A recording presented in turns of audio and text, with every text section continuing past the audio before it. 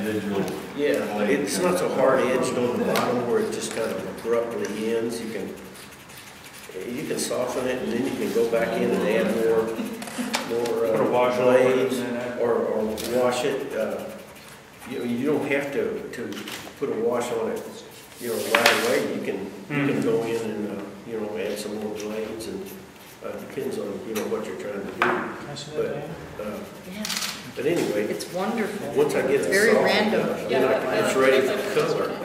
And I usually put like a little my dark in first, but I can do it a lot of different ways. Oh, you did come prepared. Oh, yeah. Well, this is I usually make up colors and just keep them on hand because I use them for different pictures, different things. Like this is I usually mark on it's brown, white, purple, and orange, and it makes a kind of a neat color. Do you have the combo anywhere? The formula? Just the feel in the head. I used to count props and stuff, but now I just made it out. Look at it. It looks right, it feels kind of right. And I use that for rocks, or I can not as a pure rock color, and I use it for like tree limbs or just to add a little different color. It's not natural color, but That's a good way to go. it adds a little pizzazz to it, so to speak. Thanks, sir. That's Brings just to try to get some different colors to work with. I don't usually mix them together like the ampersand. I'll mix them together in different colors, but I don't mix the clear things with the ampersand and everything. I try to make my colors. But you will on the board. Yeah, but I take usually I get my brushes wet because the ink kind of stiffens them a little bit. I like to just put some darks in there, different places. just scribble right in the limited. It's a doodler. It doesn't have to be real precise, I mean, you can. And I usually, when I'm at home, I'm just kind of kicking back and enjoying the thing. I may do it, slow down a little bit, do it a little bit different. Can I borrow one of those colors? I just kind of do what feels right for me. And they blend. If you're working in the dark with them like that, they'll tend to melt together and blend, but you'll still have some separation where you can see the different tones of it.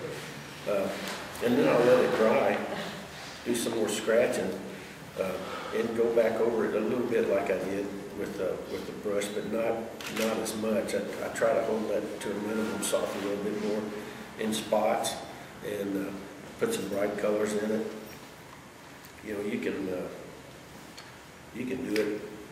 You can put all kinds of colors. I put purples in my grass. I like purples, but you can scratch it when it's wet if you're really careful. If you're real impatient. Yeah. And if you do, sometimes the bottoms will blend in, so you don't have to erase or soften them like that. It'll do it itself. But you don't wipe it off till it's dry? Well, what I try to do sometimes is get the bottoms and stuff, and then maybe a little bit of water. Sometimes, I do it different ways. That's why I hate trying to show people how I do it, because I don't really do it twice the same way all the time. I mean, the basic things I do, but adding my colors, I just kind of helter-skelter, and sometimes it works, sometimes it doesn't. But normally I would let it dry. I layer it and build the scratches and this. So, I knocked in on different amounts, depending on, I'm blending it. It looks so late. Usually I wait till it dries, but then you can go back in with some other colors. kind of look to it, and then when we scratch it, you know, I can go back in with some of my darker colors even after I get the lights and stuff. So I don't always work dark to light. I kind of. On tape? Charlie. Hey, Charlie. Want to introduce yourself? Oh, yeah. I'm Charlie Ewing, and one of many scratch artists, and he's here on the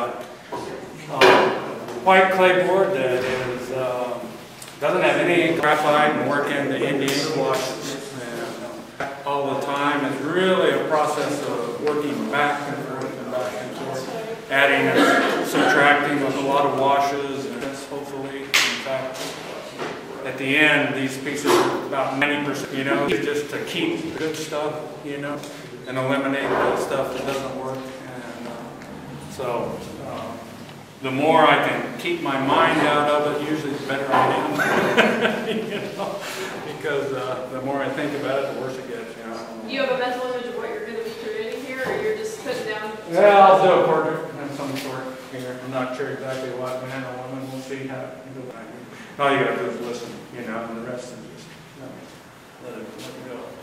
But the fact that the steel wool, of course, you all used it, but as an eraser, as a finder, you know, composition and whatever you're after there with the pencil, you know, you can add it, you can change, you can really play on this surface.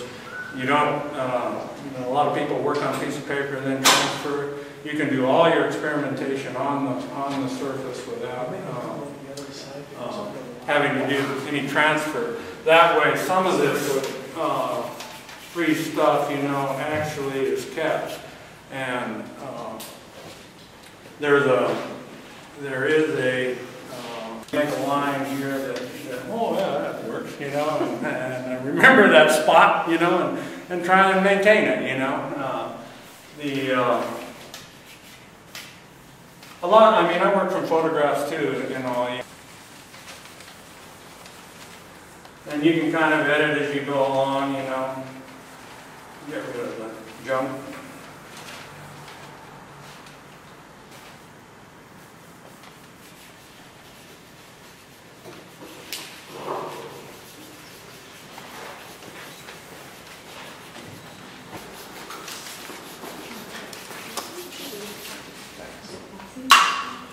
Usually what I do when I have something there, you know, that I'm looking for, I'll kind of dim it out just a little bit.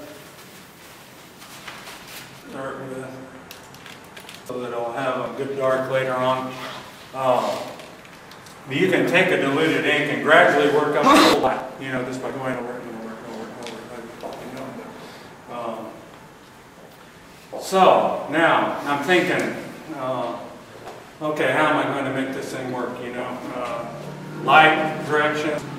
For example, let's bring the light inside, you know, and make most of this dark over here. If this is going to be light here, I'm going to darken this background, really make this pop, you know, right in. I will try and you know, in the lines of the shirt or the shoulders or whatever, we'll bring it right back up into here, you know, so that I'm trying to control the eye of the viewer, in other words. You know. Edges are important, contrast is important, and the directional one is important, you know, to make that eye travel. And usually, try the heck out of this. It's a natural bristle brush. Even after all that drawing, you know, there's still more than enough ink on that to go quite a ways. Get a few landmarks here.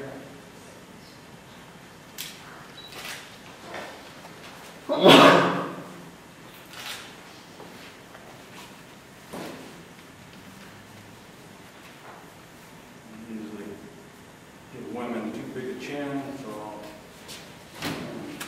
adjust that right now. Do you do many demos? Pardon? Do you do many demos? A few, not all. I mean, usually as I work, I get quiet.